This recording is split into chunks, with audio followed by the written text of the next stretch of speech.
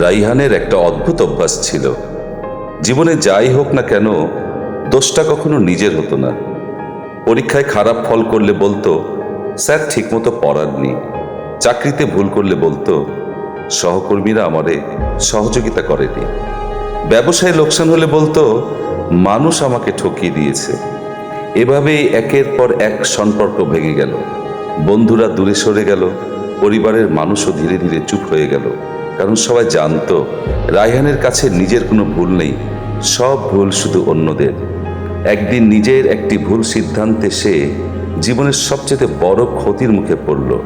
অনেক টাকা হারালো, অনেক আপন মানুষও হারিয়ে ফেলল। তবুও সে বলল, আমার সর্বনাশটা ওদের কারণেই হয়েছে। পাশে বসে থাকা তার বৃদ্ধ বাবা দীর্ঘশ্বাস ফেলে বললেন, বাবা, মানুষ ভুল করতেই পারে, কিন্তু যে মানুষ নিজের ভুলের দায় অন্যের কাঁধে চাপিয়ে দেয়, সে শুধু অন্যকে নয়, নিজের ভবিষ্যৎকেও ধোঁকা দেয়। কারণ ভুল স্বীকার না করলে মানুষ কখনো শিখতে পারে না, আর যে শেখে না সে একই ভুল বারবার করে।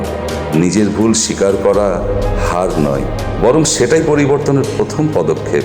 যে নিজের ভুলের দায় নিতে শেখে, শেষ পর্যন্ত সফলতাও তার হাত ধরেই আসে।